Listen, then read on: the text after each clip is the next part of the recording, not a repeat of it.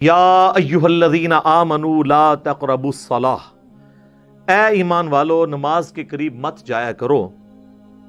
آپ بس اتنا ہی پڑھ لیں، شارٹ کلپ بنا لو اللہ دا بھی، نعوذ باللہ، میرے بھی شارٹ کلپ بنائے ہوئے نا اس طرح ہی۔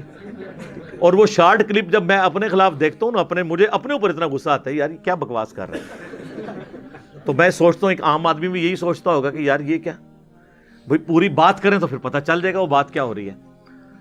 تو شارٹ کلپ تو کسی کے خلاف بھی بن سکتا ہے۔ اے ایمان والو نماز کے قریب مت جاؤ، لیکن پوری گل سن لینا، شارٹ کلپ نہ کٹنا۔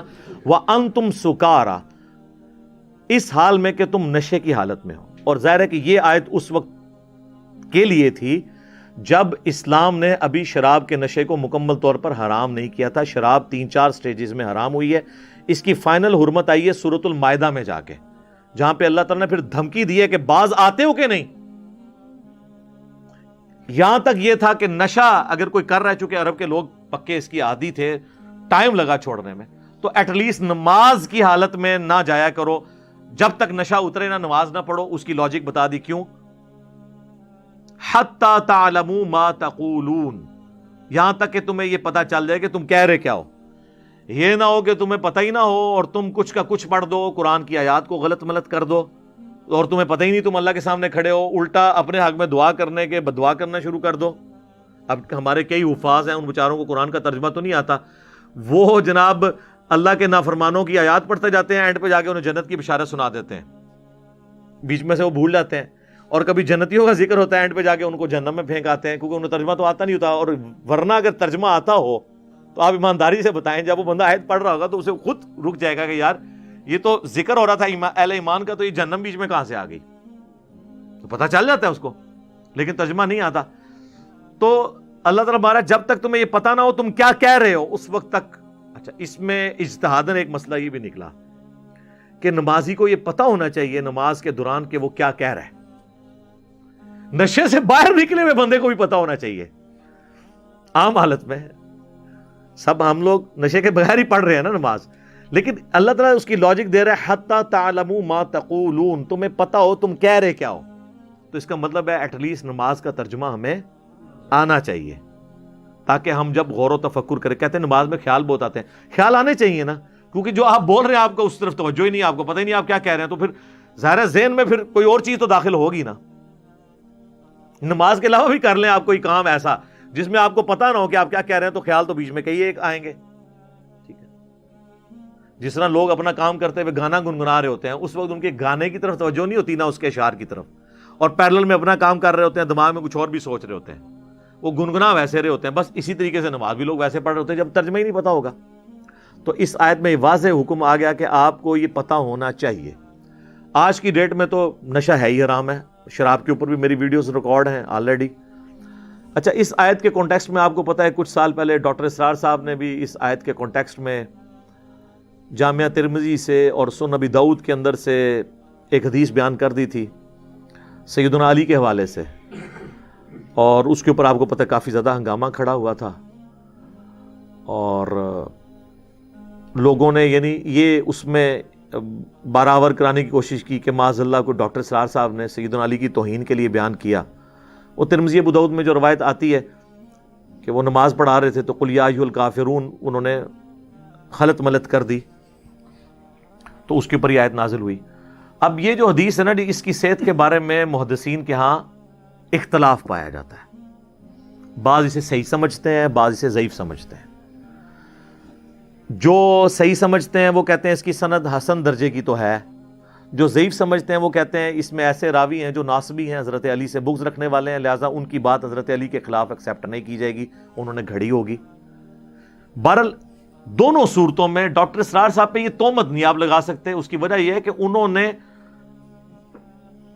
اس سے یہ رزلٹ نہیں نکالا نعوذ باللہ من ذالک کہ حضرت علی کی توہین کی ہو، باقاعدہ انہوں نے اس میں کلیریفائی کیا کہ اگر اس زمانے میں کسی نے پی ہے تو سورہ المائدہ میں اللہ نے اس کے پینے کو اپنے حق میں آن کیا ہے۔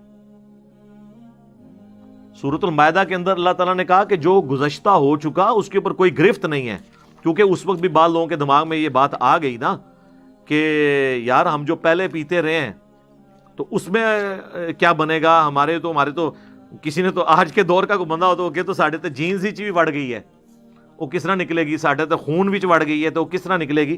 تو اللہ تعالیٰ نے وہ وہم نکال دیا کہ اگر اس زمانے میں کسی نے اس طرح کیا تھا نا تو اس کے اوپر پھر اس اعتبار سے کوئی گرفت نہیں ہوگی، کیونکہ ظاہر ہے اللہ تعالیٰ نے اس کے اوپر کوئی سختی فرمائی نہیں تھی. جب اللہ تعالیٰ نے سختی نہیں فرمائی تھی تو آپ اس کے حوالے سے کسی کو بلیم نہیں کر سکتے. اب ڈاکٹر اسرار صاحب کے حوالے سے جو ہے، میں یہاں پہ ٹائم تھوڑا رہ گیا ورنہ میں وہ آیات بھی تلاوت کرتا، میں اس کو اسکپ کرتا ہوں. سورۃ المائدہ میں آپ کو آیات مل جائیں گی. ڈاکٹر اسرار صاحب کے حوالے سے چونکہ کافی ہنگامہ اس وقت کھڑا ہوا تو بعض لوگوں نے ان کے اوپر یہ گرفت کی، تو میں نے اس وقت بھی جواب دیا تھا کہ اگر وہ اس روایت کو صحیح سمجھتے ہوئے بیان کر رہے ہیں تو اس سے کوئی حضرت علی کی تنقیص انہوں نے مراد نہیں لی ہے. اور پھر ڈاکٹر اسرار صاحب تسبیح فاطمہ والی حدیث جو بخاری مسلم میں ہے، 33 دفعہ سبحان اللہ، 33 دفعہ الحمدللہ، 34 دفعہ اللہ اکبر، وہ جب بھی حدیث بیان کرتے تھے تو وہ ان کی آنکھوں میں آنسو آ جاتے تھے. تو ان کی اہل بیت سے عقیدت تھی. تو اس طرح ایک واقعے کو اٹھا کے کسی شخص کی آپ علمی اختلاف تو کر سکتے ہیں، لیکن اس کے بارے میں یہ فتویٰ نہ لگائیں کہ یہ فارغ ہو گیا. آپ علمی اختلاف کریں اور اس کو قائل کریں کہ یہ یوں نہیں، یہ یوں ہے. جس طرح ڈاکٹر طاہر القادری صاحب نے پھر جواب دیا اس وقت، پھر مولانا اسحاق صاحب نے بھی جواب دیا تھا کہ یہ اس میں ناسبی راوی ہیں اور اس کو ایکسیپٹ نہیں کرنا چاہیے.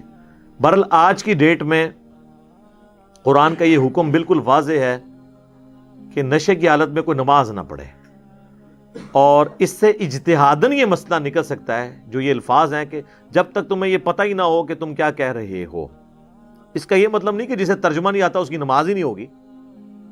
نماز اللہ نے ظاہر پہ رکھی ہے اور یہ اللہ کی بڑی کرم نوازی ہے. آپ دیکھیں نماز کے فرائض میں کہیں یہ نہیں ہے کہ آپ کو ترجمہ آتا ہو، نماز کے فرائض میں کہیں یہ نہیں ہے کہ آپ کا دھیان نماز ہی کی طرف ہو، کیونکہ اللہ کو بھی پتا تھا کہ دھیان ادھر ادھر ہو سکتا ہے. نماز کی جب بھی بات ہوتی ہے تو کیا کیا جاتا ہے جی؟ وضو ہو، جگہ پاک ہو، کپڑے پاک ہوں، اللہ اکبر کہہ کے شروع کرنی ہے، قیام کرنا ہے، اس میں فاتحہ اور سورت ملانی ہے، پھر رکوع کرنا ہے، رکوع سے سیدھا کھڑا ہونا ہے، ہر رکعت میں 2 سجدے کرنے ہیں، 2 سجدوں کے درمیان بیٹھنا ہے، 2 رکعتوں کے بعد تشہد پڑھنی ہے اور 4 رکعتوں کے بعد تشہد پڑھ کے سلام پھیر دینا ہے. ہمیشہ نماز کے ظاہر کے اوپر بات ہوتی ہے.